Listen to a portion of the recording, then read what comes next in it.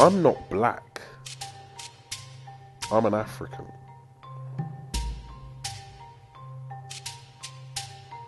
Just because I was born here doesn't make me black, yeah? The context in which black exists, for me, black power is an oxymoron. My top black heroes, this is a really interesting one because obviously you have to figure it out.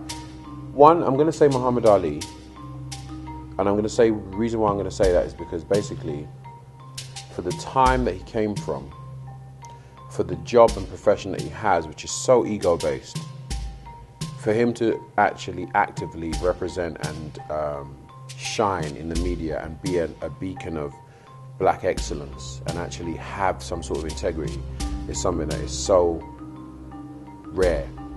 Because all that black tells me is that I am at the bottom rung of society.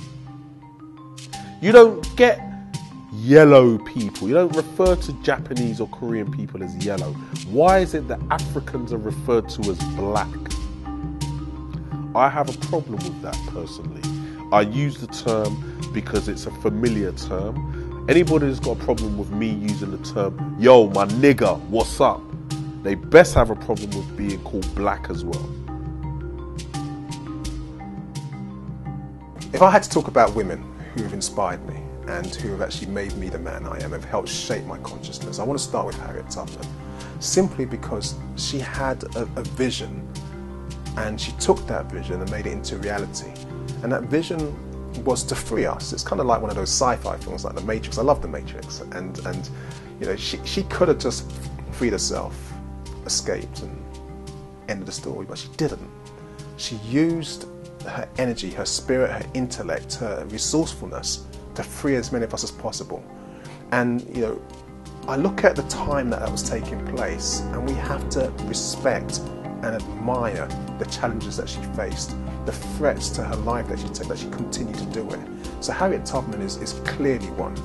Now, back when he was boxing, and for me, the finest heavyweight generation, at the time when he was boxing, do you know that Lennox Lewis gave away a greater proportion of his money? This is as a millionaire, right? A greater proportion of his money than any other millionaire in England. He put £1 million into a tech college in Hackney in order to help young black kids. He talks, and one of the things he says, and I try to tell the people when I'm talking on the radio station, that he said the greatest education that any kid can have is to travel. Because when you travel, you see different people, you see the way they live, how they survive, what we think is important, which is not important to them. I would say that the story of Black London is a complicated one, because the history is not as well known and is not been made as public through film, TV, and even books to the same degree as other parts of the African story. It is more a collage, you know. So whether we're talking about the Africans that fought on the side of the British in the American Civil War, got their freedom here, made an impact here, freedom, you know, intermarried here because it was mostly men. That's one story. Those people impacted London in a particular way. Whether we talk about Anada Equiano or Ignatius Sancho, you know, that era is another era. They've made an impact and a contribution. Whether we talk about the fact that the Pan-African conferences, all right, the first one was in Manchester, but then there was the one in London. But that was Africans from all over the diaspora converging on London. And then we talk about the Windrush generation onwards, where you have people like Michael X pop out of the fold. You have people like Brother Gus John pop out of the fold. You have people that I work with now, you know, like people like Sister Esther Stanford pop out of the fold. Brothers like Toya pop out of the fold, who within the community in their own right are the people doing the work that needs to be done to contribute to an identity and a story within our community. Here, but obviously, I mean, Bob was here for a while. I don't know if that makes him a London icon, but Exodus was recorded.